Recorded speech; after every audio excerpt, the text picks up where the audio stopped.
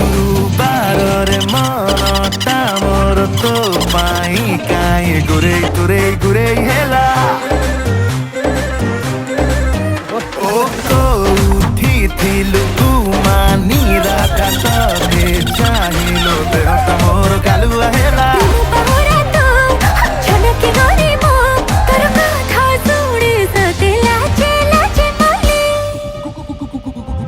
राति 12टारे तू आसिबु बोली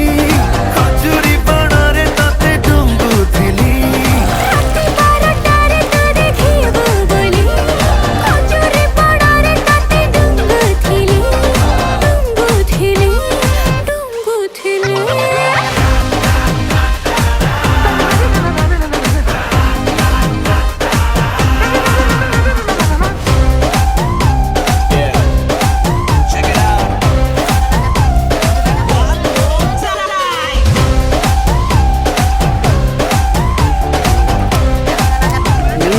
आप जानिए चाहते कौन बनाई ठीक आप डाउन करूँ पकड़ा आखि तोर छइला कहा साथे जदि लाखिब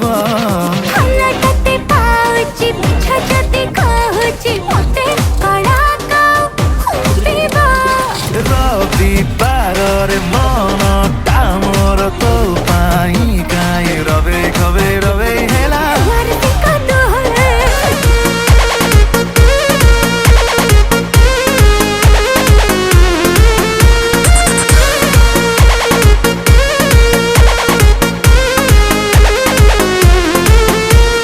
छीटा जवानी के उड़े दहो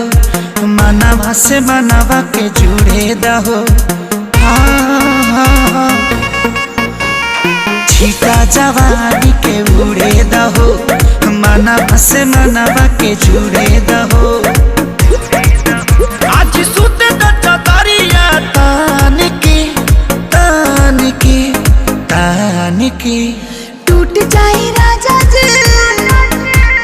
टूट जाए राजा जी पलंग सागवान के टूट जाए राजा जी पलंग सागवान के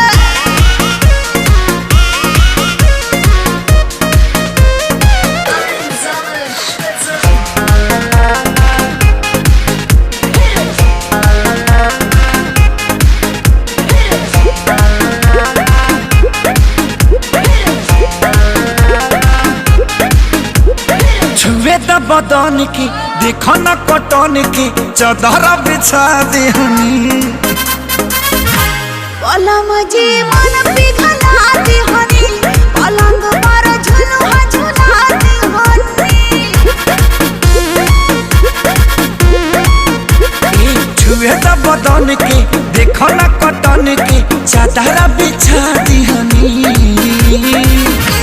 पलम जी मन पिघला देहनी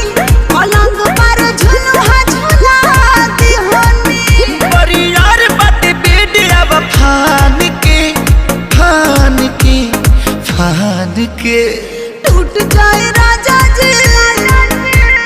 टूट जाए राजा जी पलंग सागवान के टूट जाए राजा जी पलंग सागवान के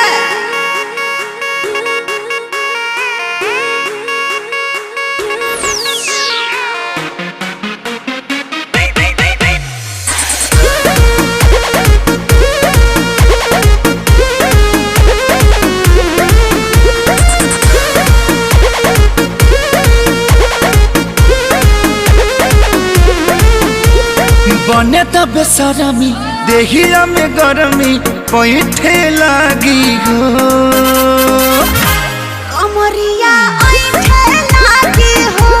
नस नस बैठे लागी हो बने तब बेसरमी देहिया में गरमी पैठे लागी हो कमरिया ऐठे लागी हो नस नस बैठे लागी हो तू बहाना न बनावा सब जान के टूट जाए